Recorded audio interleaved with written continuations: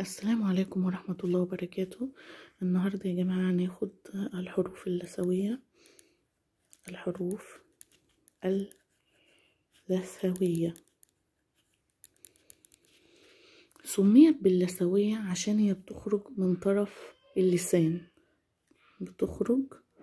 سميت باللثوية لأنها تخرج من طرف اللسان. وهي ايه الحروف اللثوية ديت؟ هما 3 حروف: الس والزال والظه. وفي أغنية حلوة ليها: حط لسانك بين أسنانك، هما 3 وبس: الث والزال والظه. يبقى هنقول هنا تاني: الحروف اللثوية سميت بالحروف اللثوية لأنها بتخرج من طرف اللسان. ماشي؟ يبقى تاني: الحروف اللثوية سميت باللثوية لأنها بتخرج من طرف اللسان، وهما 3 حروف: الث والظه والزال، او الث والزال والظه. يعني لو جينا نشوف الث خارجه من طرف اللسان: ث زال وظه ظه، ث والزال والظه.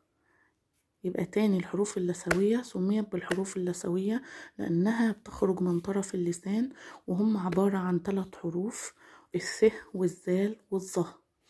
ماشي؟ يعني لما نيجي نلاقي كلمة فيها زال وفيها زاي، ازاي مش بتخرج من طرف اللسان، انما الزال بتخرج من طرف اللسان. فلو الكلمة اتنطقت من طلعت من طرف اللسان، يبقى ديت زال مش زاي، لا تبقى زال. تمام؟ يبقى تاني: الحروف اللثوية سميت بالحروف اللثوية لأنها بتخرج من طرف اللسان، وهم عبارة عن 3 حروف. ولو عايزين الأطفال تحفظها بسهولة نقول لهم ايه: حط لسانك بين أسنانك، هما 3 وبس: الس والظه والزال، الس والزال والظه. نقول الأغنية: حط لسانك بين أسنانك،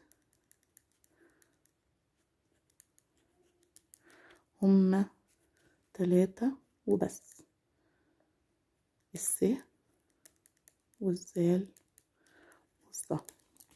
يبقى تاني: الحروف اللثوية سميت بالحروف اللثوية لأنها تخرج من طرف اللسان، وهم عبارة عن 3 حروف: الث والزال والظه.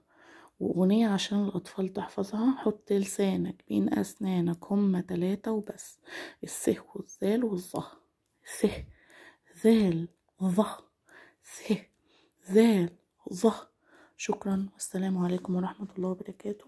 يا ريت لو عجبكم الفيديو ما تنسوش تعملوا لايك واشتراك وتفعلوا زر الجرس عشان يوصلكوا كل جديد. شكرا، والسلام عليكم ورحمة الله وبركاته.